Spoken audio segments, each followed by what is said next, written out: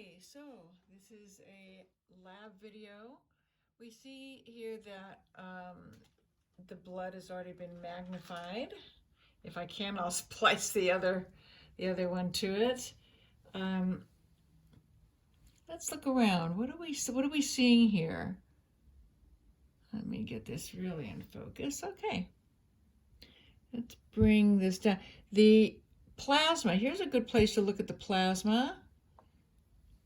I'm going to soften the lens on this both ways. We go a little forward, then we take it and we take a little back. So this specimen has no yeast in the background, which is excellent. There's no systemic yeast. However, we do see also that these are pretty large. The hemoglobin is almost non-existent in a lot of these cells. Okay, and we're coming up on a neutrophil.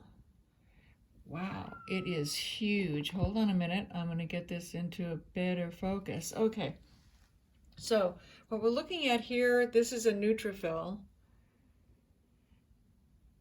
It's very large, and you can see the markings. It's hard to tell if it's moving or not. I'm going to try to bring this into a little bit better focus here. Let's see. There we go.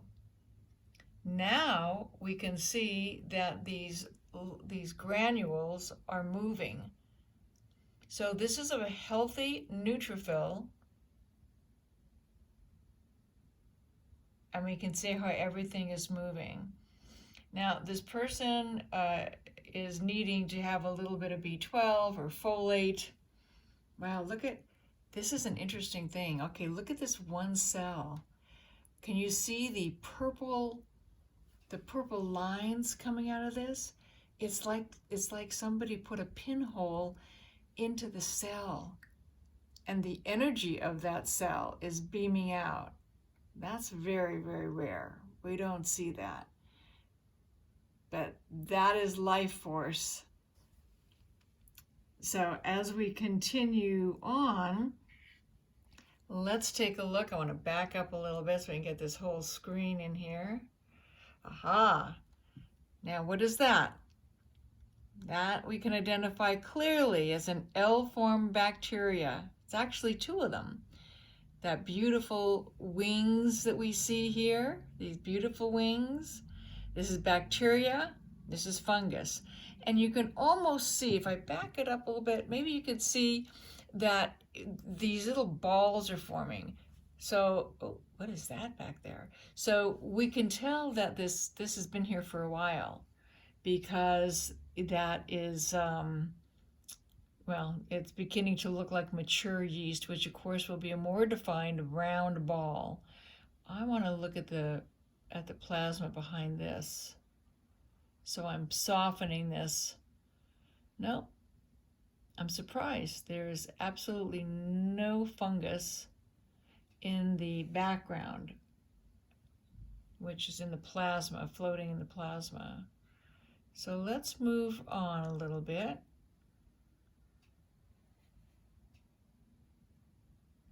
Wow, now there you've got a beautiful, that's a perfect red blood cell. You could frame that one. I want to work on, now sometimes people say, oh, that ring is the life force. Actually, it's not, but you see what happens when we soften? You see how we get these rings around? That's a very strong red blood cell, very strong. I mean, it's glowing. Now I think we can see right above it.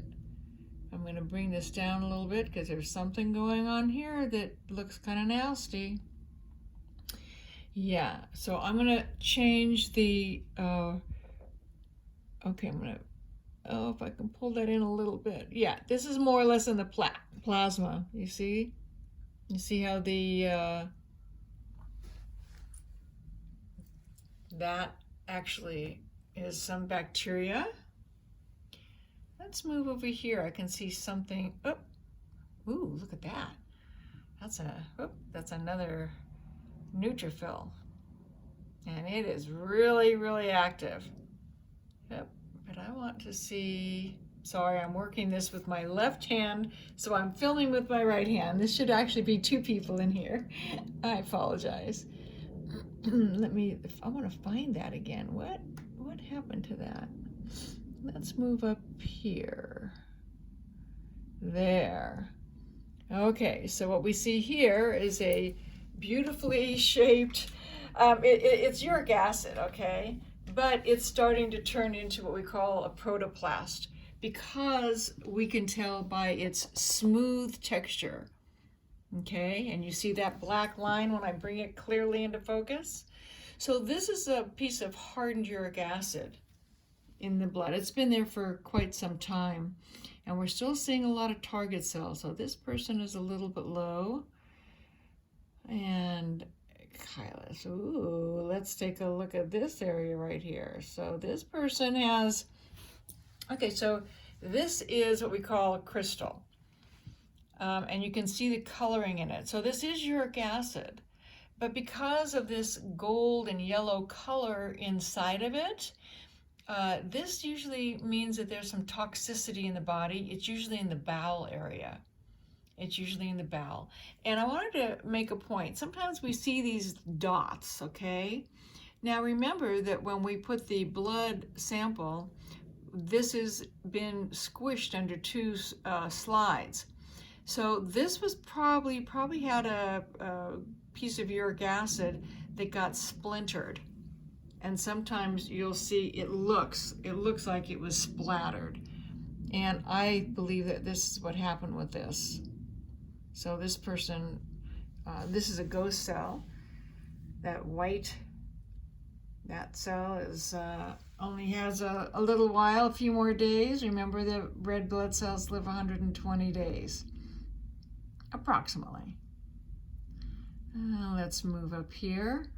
So, okay, so we could see here, I want to look at this. This is actually, I'm going to bring this a little bit more into focus. I'm really playing around with the focus light.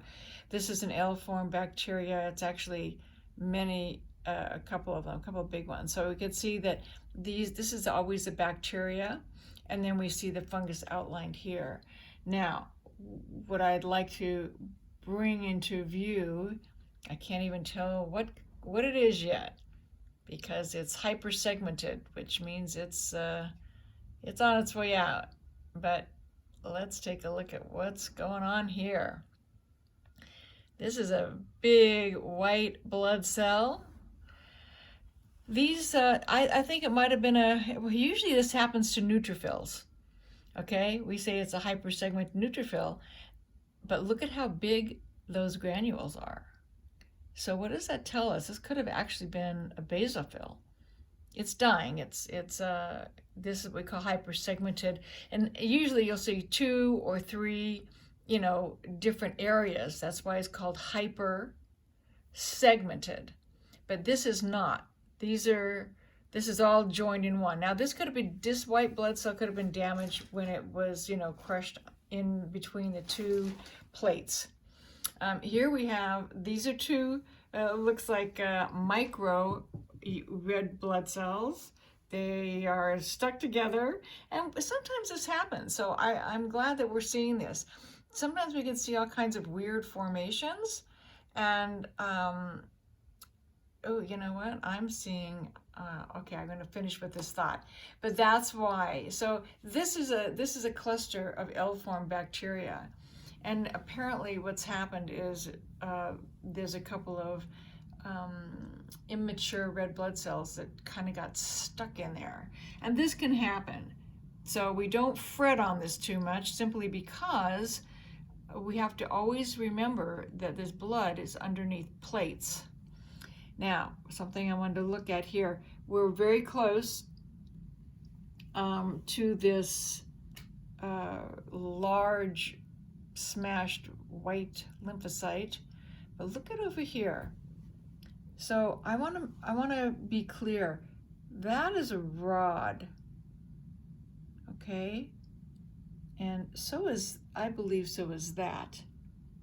So there are rods in the plasma. We can see them jumping around, okay?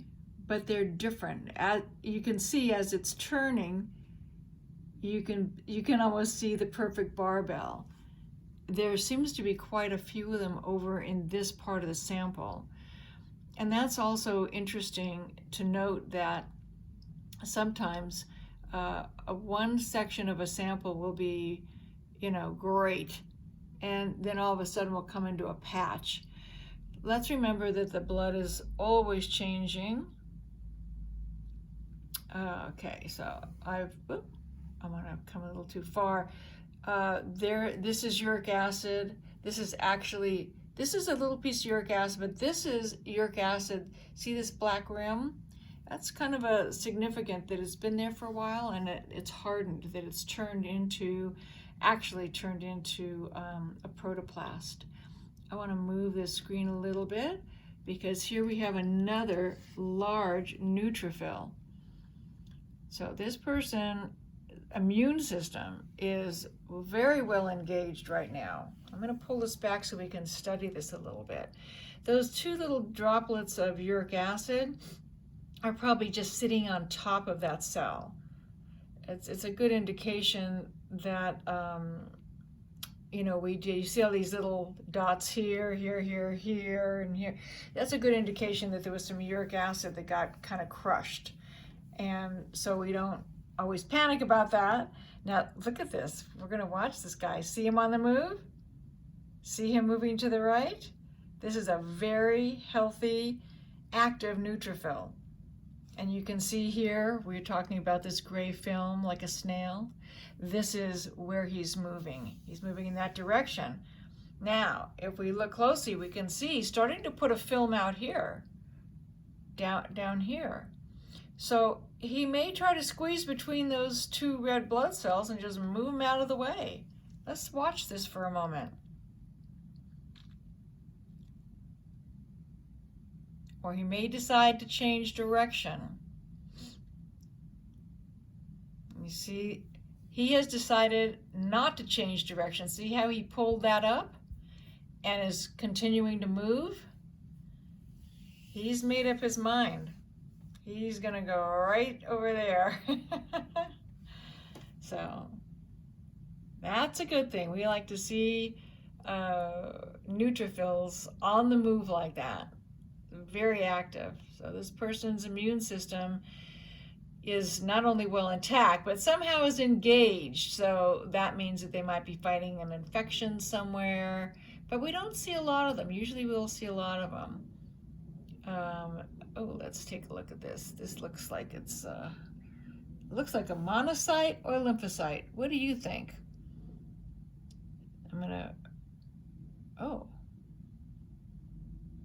You know what?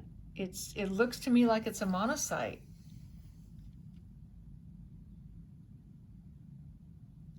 Monocytes, usually you don't see them moving, but it does. It's got some granules. So what's that about? Is it a perfectly round neutrophil? I actually don't have the answer to that because this looks like a monocyte. But monocytes don't notoriously have what? Granules. And here we have another rod. See him dancing around? At least he's spinning around first, and we can clearly see when rods are present, that means that this person actually could have some kind of an infection going on, because rods bring back, well, it could be a bacterial infection somewhere in the body. We're moving along here, moving along, and here is another. So this person does have quite a few neutrophils. Whoop, we're getting into that other patch. Okay, so this person has quite a few neutrophils, and that is an indication. I mean, they're big, they're beautiful, and they're doing their job. But the fact that there's so many of them is pretty consistent with this subject having an infection somewhere in the body. So we want to watch for that. And I want to move up here. let's come across, well, I want to look a little bit right here, even though we start to get into an area. There's another neutrophil. So if this person were sitting, sitting in our chair, we would say, you might want to check some stuff out. Have you been feeling okay? Because this person definitely most probably has some kind of an infection going on in the body. So I'm going to try to move. So there hasn't been a lot of different things. This is the plasma again, and I'm going to soften. I'm going to soften the, no, there is absolutely no systemic yeast back here. I want to make this sharp. Okay, so let's move down just a little bit, and I'll end up, there's that same kind of a mess. We've looked at that part already. So these would be considered a little more, like these are mild target cells, but look at how big the hemoglobin is here. This cell is like losing all of its hemoglobin, you can see. So usually target cells, their target cells are called that because they have targets in the middle. When it moves out, then we really want to, this person could be on their way to having some sort of anemia, maybe a little iron deficiency, maybe they're not absorbing protein properly. So now let's remember that this blood has been on the screen a long time. You may have areas of the sample that are kind of smashed together like this. I'm pulling out so you can see the full screen. Okay. Now we don't call this dehydrated because look at how full each cell is. So what this is just a cluster of cells that are really, are very, very close and on top of each other. When analyzing, we usually want to find an area. Oh, it looks like a monocyte. I want to look at that again. So this looks like it could be a monocyte. I'm going to change I want to look at it carefully. Huh? So what we want to do is we want to find an area where things are a little more free-flowing.